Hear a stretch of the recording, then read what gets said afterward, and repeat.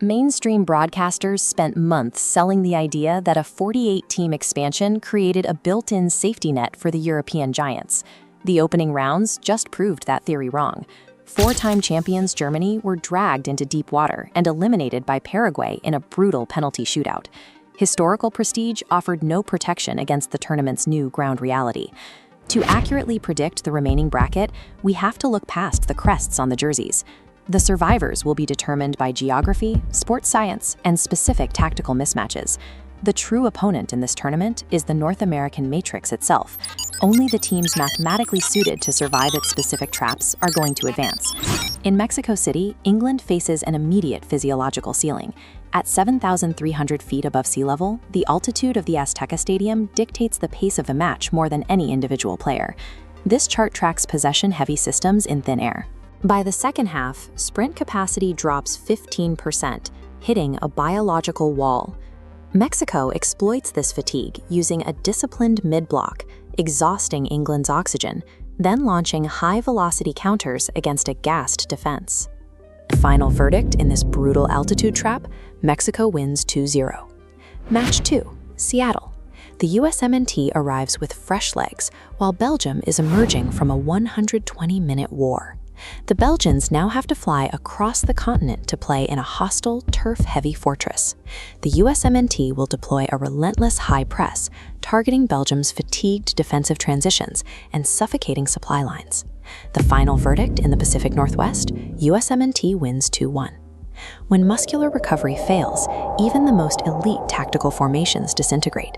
Under this level of physical pressure, talent is neutralized by fatigue. Match 3, Dallas. Portugal versus Spain. The closed roof at AT&T Stadium removes all weather variables. No wind, no humidity. This creates a vacuum of pure technical execution. Spain commands a ball, using triangular nodes to dictate 65% possession. By starving Portugal's playmakers of the ball, they neutralize the transition threat. You cannot counterattack if you never touch the ball. The final verdict inside the Dallas vacuum, Spain wins 2-1. Match 4. New Jersey, Brazil versus Norway. Brazil's high defensive line faces Norway's unapologetic verticality. It is a clash between complex structure and direct force. Norway will deliberately bypass the Brazilian midfield. This schematic shows how they use 60-yard precision long balls to strike directly behind a high line, forcing defenders into immediate one-on-one foot races. Brazil's center backs are ill-equipped for this verticality. When isolated in open space against Erling Haaland, their defensive structure will break under pure physical pressure. The final verdict on the East Coast, Norway shocks Brazil 2-1. In a knocked-out format, a team that refuses to engage in the midfield and relies on vertical strikes can dismantle the most sophisticated possession structures. Match 5, Philadelphia, France versus Paraguay.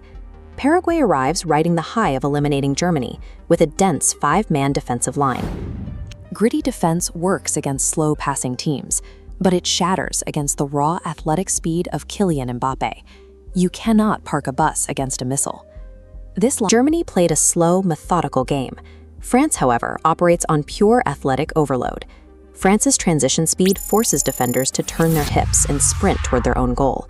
The structural geometry of a low block cannot hold when the attackers are moving at this velocity.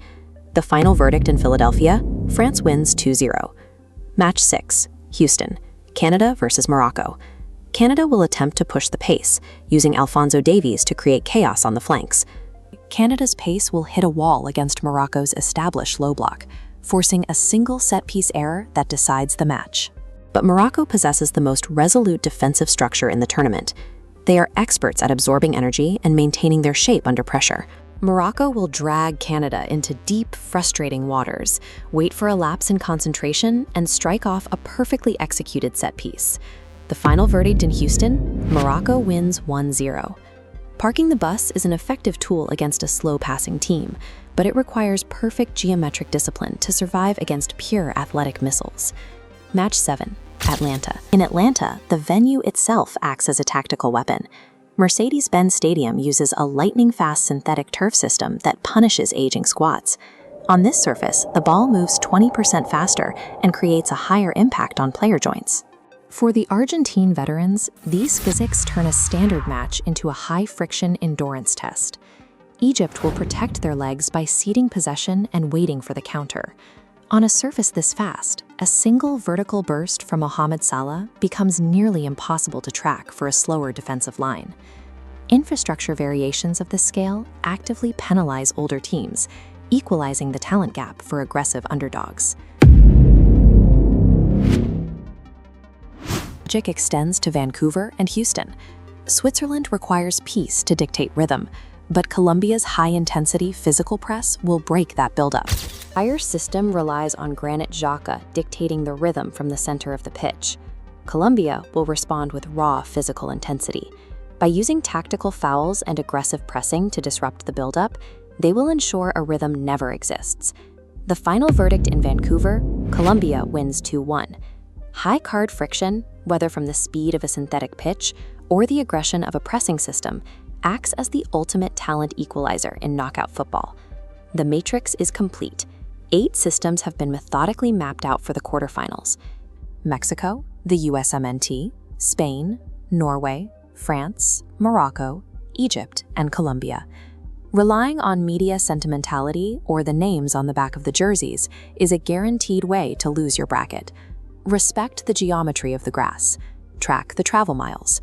Acknowledge the physiological limits. In this tournament, the ground reality dictates the survivor.